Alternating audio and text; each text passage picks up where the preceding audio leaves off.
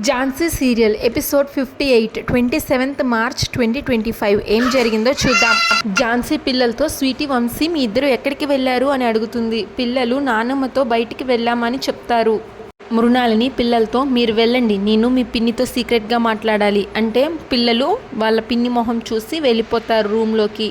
మృణాలిని పిల్లలు చెప్పింది నిజమే, కమల వదినే పిల్లల్ని బయటికి తీసుకెళ్ళింది, నేను చెప్తేనే తీసుకెళ్ళింది, దట్స్ మై ప్లాన్ అని మృణాలిని అంటుంది.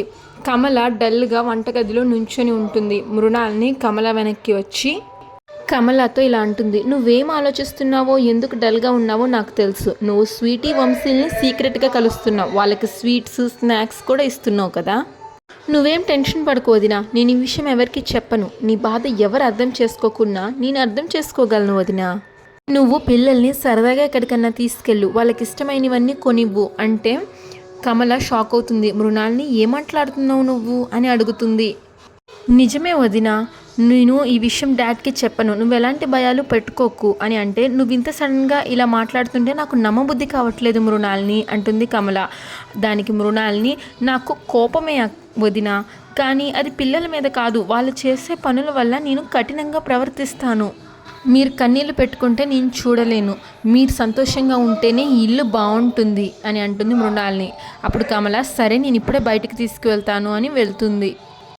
కమల వెళ్తుంటే వదిన మీరు మీ ఫోన్ని ఇంట్లోనే వదిలేసి వెళ్ళండి అని చెప్తుంది మృణాలిని. ఎందుకు అని కమల అడిగితే ఒకవేళ అన్నయ్య వాళ్ళు ఫోన్ చేస్తే మీరు ఏం సమాధానం చెప్తారు అందుకే అంటే కమల సరే ఇంట్లోనే వదిలేసి వెళ్తాను అని వెళ్తుంది. కమల అటు వెళ్ళంగానే మృణాలిని ఎవరికో ఫోన్ చేసి ఝాన్సీకి ఫోన్ చేయ అని చెప్తుంది. మృణాలిని ఝాన్సీతో చెప్తూ నేను అనుకున్నట్టుగానే మా వదిన పిల్లల్ని స్కూల్ నుంచి బయటకు తీసుకెళ్ళింది, నువ్వేమో పిల్లలు కనిపించట్లేదు అని చాలా కంగారు పడినట్లున్నావు. ఈ మృణాలినితో పెట్టుకుంటే కోర్టులోనే కాదు కోర్టు బయట కూడా పరుగులు పెట్టిస్తుంది అని చెప్తుంది మృణాలిని. అప్పుడు ఝాన్సీ మేడం మీరు పొరబడుతున్నారు, నేను ఫైట్ చేయాలనుకోలేదు, ఆ వీడియో నాకు ఎప్పుడైతే దొరికిందో అని చెప్తుంటే ఆపు అంటది మృణాలిని. నాకు అన్ని విషయాలు తెలుసు, ప్రతి క్షణం నీ ప్రతి కదలికను నేను గమనిస్తూనే ఉన్నాను. నీకు దొరికిన ఆ వీడియోని నువ్వు ఎడిట్ చేసి ఏ క్షణమైనా కోర్టులో సబ్మిట్ చేస్తావని నాకు తెలుసు, అందుకే నిన్ను కోర్టుకి రాకుండా చేశాను అని మృణాలిని అంటే అప్పుడు ఝాన్సీ లేదు మేడం, ఆ వీడియో చూసినప్పుడే నాకు అర్థమైంది అది వరప్రసాద్ గారి కారు కాదని అని జరిగిన విషయం చెప్తుంది ఝాన్సీ. ఝాన్సీకి ఒక బాబు ఇస్తాడనమాట. సర్వాగాడి యాక్సిడెంట్ వీడియో నా ఫోన్లో ఉందక్క అని ఝాన్సీకి చూపిస్తాడు. అందులో ఒక కారు వచ్చి ఆ బుడ్డోడిని గుద్దేసి ఆ కారు వెళ్ళిపోతుంది, ఎవరు బయటికి దిగరు.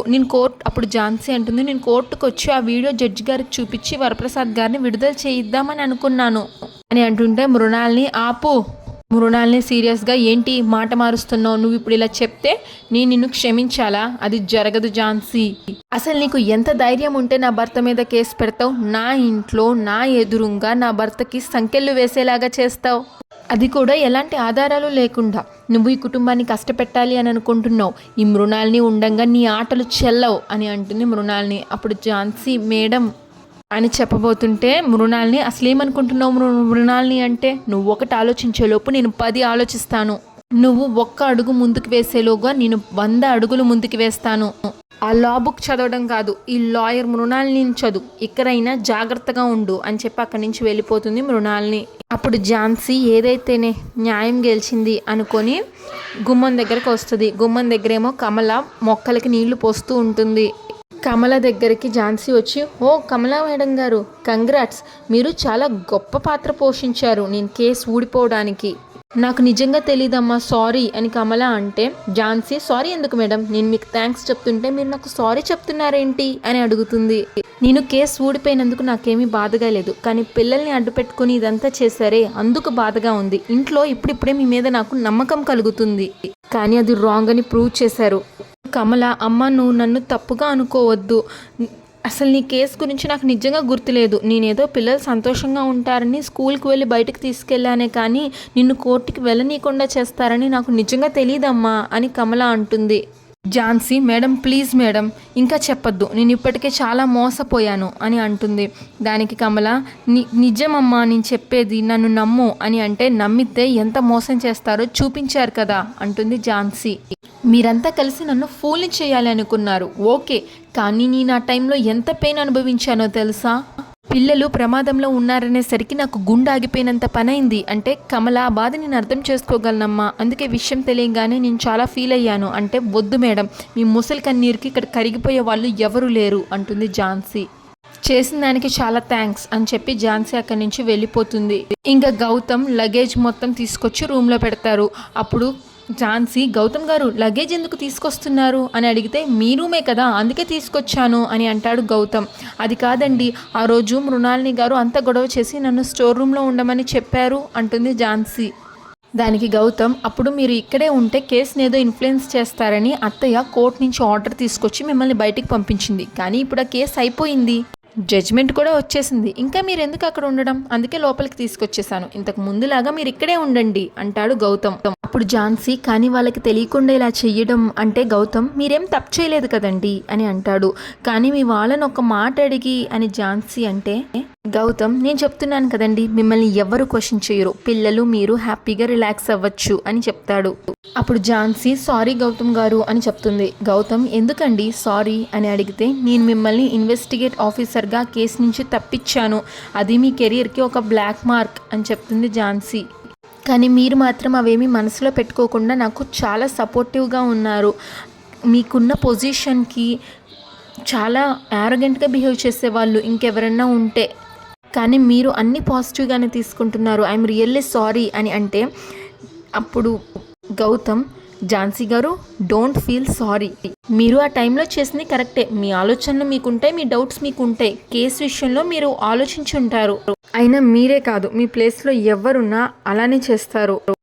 దానికి ఝాన్సీ, మీరు నన్ను సమర్థించడానికి అలా చెప్తున్నారు, కానీ నేను ఈ కేసు ఊడిపోయాను కదా అని అంటే, ఆ పాప స్వీటీ, బాబాయ్ మా పిన్ని కేసు ఊడిపోవడం నాకు నచ్చలేదు అని అంటుంది.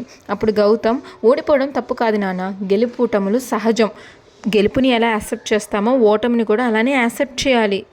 అయినా మీ పిన్ని ఊడిపోలేదు నాన్న, మీ పిన్ని ఒక కేసు టేకప్ చేస్తే గెలవడమే తప్ప ఊడిపోవడం ఉండదు. అసలు తను కోర్టుకే రాలేదు, ఒకవేళ తను కోర్టుకు వచ్చుండుంటే కథ వేరేలా ఉండేది అని గౌతమ్ అంటాడు.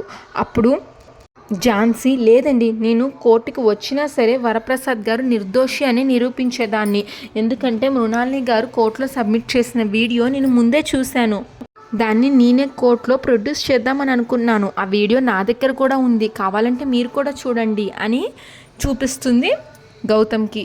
యాక్చువల్గా యాక్సిడెంట్ చేసింది వేరే వ్యక్తి, కానీ నేనే వరప్రసాద్ గారేమో అని పొరబడ్డాను. వరప్రసాద్ గారు కారు వాషింగ్కి ఇవ్వడం, మళ్ళీ లాయర్కి డబ్బులు ఇవ్వడం, కేసు క్లోజ్ చేయించడం, ఇవన్నీ వెంటనే జరగడంతో నాకు అనుమానం వచ్చింది. మొత్తానికి ఏదైతేనే ఆయన కేసు నుంచి బయటపడ్డారు, మొత్తానికి న్యాయం గెలిచింది, ఐఎమ్ వెరీ హ్యాపీ అని ఝాన్సీ అంటుంది. ఇంకా గౌతమ్ ఝాన్సీనే చూస్తూ ఉంటాడు. అప్పుడు ఝాన్సీ, ఏంటండి ఎందుకు అదోలా చూసి నవ్వుతున్నారు అని అడుగుతుంది. అప్పుడు గౌతమ్, నేనేం అదోలా చూడలేదు, ఏం స్వీటీ నేను మామూలుగానే చూశాను కదా అంటే, స్వీటీ అవును బాబాయ్ మామూలుగానే చూశాడు అని అంటుంది. నేనే మామూలుగా చూస్తేనే మీకేదో అదోలాగా అనిపించింది, అంటే మీ మనసులో ఏదో ఉంది అంటాడు గౌతమ్. బాయ్ అని చెప్పి ఆ రూమ్లోంచి వెళ్ళిపోతాడు గౌతమ్. ఇంకా సోమేష్ వాళ్ళ ఫ్రెండ్ వాళ్ళ వైఫ్ పెళ్లి కార్డు ఇవ్వడానికి వస్తారు. మా అబ్బాయి పెళ్లి పెట్టుకున్నాం రా అంటే, సోమేష్ అదేంట్రా అంత సడన్గా అంటే, ఏం చేస్తాం, ఇది మన తరం కాదు, 2025, మన పిల్లలు వాళ్ళకి నచ్చినట్లు ఉంటున్నారు, మనం కేవలం ప్రేక్షక పాత్ర వహించాలి అంతే, వాళ్ళు వాళ్ళకి నచ్చిన వాళ్ళని పెళ్లి చేసుకుంటారు, ఒక మాట ముందు చెప్తే ఏమవుతుందిరా, మనం వాళ్ళని కాదంటామా వాళ్ళ ఇష్టాన్ని వద్దంటామా అని అంటాడు.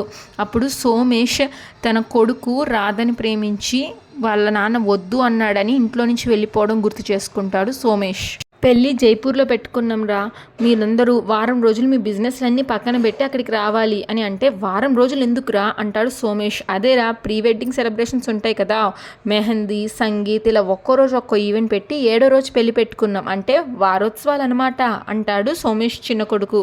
అప్పుడు సోమేష్, వారం రోజులు అంటే కష్టం రా, మాకు చాలా పెండింగ్ పనులు ఉన్నాయి, ఒక పని చేస్తాం మేము డైరెక్ట్గా పెళ్ళికి వచ్చేస్తాం అని అంటే, అప్పుడు వాళ్ళ ఫ్రెండ్, ఈ పనులన్నీ ఎప్పుడు ఉండేవేరా, అందుకే కదా వాటిని ఒక వారం పక్కన పెట్టి రమ్మంది, మీ అందరూ ఏంటమ్మా సైలెంట్గా ఉంటారు, ఫ్యామిలీ ట్రిప్ అనుకొని వచ్చేయండి అంటే అప్పుడు మృణాల్ని మాదేం లేదండి, మా డాడీ ఒక నిర్ణయం తీసుకుంటే దానికి అందరం కట్టుబడి ఉంటాం అని అంటుంది. అప్పుడు వాళ్ళ ఫ్రెండ్ కానీ ఇప్పుడు నేను ఒక నిర్ణయం తీసుకుంటే దానికి మీ డాడీ కూడా కట్టుబడి ఉండాలి అని అంటాడు. కాసేపు ఆలోచించి సోమేష్, సరేరా నువ్వు ఫ్యామిలీతో వచ్చి అటాక్ చేశాక ఇంకా తప్పుతుందా, తప్పకుండా వస్తాం అంటాడు. ఇంకా కార్డు ఇస్తారు భార్యాభర్తలు కుటుంబ సమేతంగా అందరూ పెళ్ళికి రావాలి, మీ ఇంట్లో పెళ్ళిలాగే మీరే పెళ్లి జరిపించాలి అంటే మా ఇంట్లో పెళ్ళిలాగానే జరిపిస్తాం పో, అలాగే రా అని అంటాడు సోమేష్. ఇంకా ఇంట్లో ఆడవాళ్ళందరికీ బొట్లు పెడతారు. ఆ పెళ్లి కార్డేమో పెద్ద పుస్తకం లాగా ఉంటుంది. ఇంకా పిల్లలు పరిగెత్తుకుంటూ వంశీ ఆగరా, వంశీ ఆగు అంటూ స్వీటీ, వంశీ, ఝాన్సీ హాల్లోకి పరిగెత్తుకొని వస్తారు. వాళ్ళని చూస్తాడు సోమేష్ స్నేహితుడు. అప్పుడు వాళ్ళ ఫ్రెండ్, ఎవర్రా ఈ పిల్లలు, మొన్న మీ బర్త్డేకి వచ్చినప్పుడు లేరే అని అడుగుతాడు. అప్పుడు వాళ్ళ కోడలు కమల, మా పెద్ద అబ్బాయి రాకేష్ పిల్లలండి అని చెప్తుంది. సోమేష్ కోపంగా అంటాడు. మొన్న కోర్టులో కేసు నడిచింది కదా, అప్పుడే నీకు ఫోన్ చేసి అడుగుదాం అనుకున్నాను, కానీ ఏదో బిజీ పనిలో పడి మర్చిపోయానురా. వీళ్ళు రాకేష్ పిల్లలు అంటే నీ మనవళ్ళే అనమాట, పిల్లలు ఇలా రండి అంటాడు సోమేష్ ఫ్రెండ్. ఇంకా ధనుంజయ్, అచ్చం నీ మనవడు మీ నాన్నగారి పోలికే, ఈ పిల్లోని చూడు అచ్చు సోమేష్ లాగా లేడు అని అంటాడు సోమేష్ ఫ్రెండ్. వీడి ఫేస్ కట్ అచ్చు నీ ఫేస్ కట్ లానే ఉందిరా, ఈ మధ్యకి ఏదో యాప్ వచ్చిందిరా, మనం పిల్లల ఫేస్ అందులో అప్లోడ్ చేస్తే 50 years తర్వాత వాళ్ళు ఎలా ఉంటారో వస్తుందంట. అలాగే ఆ యాప్లో వీడి ఫేస్ అప్లోడ్ చేస్తే 50 years తర్వాత సోమేష్ ఫేస్ వస్తుందిరా అంటాడు సోమేష్తో. ఇంకా ఝాన్సీని చూస్తూ ఈ అమ్మాయి ఎవరు అని అడుగుతారు. తను కేర్ టేకర్ అని చెప్తాడు సోమేష్. అంతటితో ఎపిసోడ్ పూర్తయిపోతుంది. నెక్స్ట్ ఎపిసోడ్ ప్రోమోలో మృణాలినితో సోమేష్ చిన్న కోడలు ఇలా మాట్లాడుతూ ఉంటుంది. చూసారా, ఆ ఝాన్సీకి పెద్దంతరం చిన్నంతరం లేదు, మావయ్య గారిని నేను చూడాలంటేనే మాట్లాడాలంటేనే గజగజ వణికిపోతాను, అలాంటిది ఆ ఝాన్సీ మాటకు మాట సమాధానం చెప్తుంది, మాటలు తూటాల్లాగా పేల్చేస్తుంది. ఇలా అయితే కష్టం, ఏదో ఒకటి చెయ్యాలి అని చిన్న కోడలంటే మృణాల్ని ఏం చేద్దాం అని అడుగుతుంది. అదే అర్థం కావట్లేదు అని అంటుంది చిన్న కోడలు. ఏదైనా ప్లాన్ ఆలోచించండి అని చిన్న కోడలు మృణాలినితో చెప్తుంది. మరో పక్కన సోమేష్ వాళ్ళ కొడుకు మీద సీరియస్ అవుతాడు. ఆ పిల్లల్ని చూపిస్తూ వీళ్ళని మనతో పాటు జైపూర్ పెళ్ళికి తీసుకెళ్లాలా చెప్పండి అని సీరియస్ అవుతాడు Somesh. Jhansi serial regular update కోసం మా ఛానల్ని సబ్స్క్రైబ్ చేసుకోండి. Thanks for watching. అలాగే ఈ ఎపిసోడ్ పైన మీ అభిప్రాయాన్ని తప్పకుండా కామెంట్ చేయండి.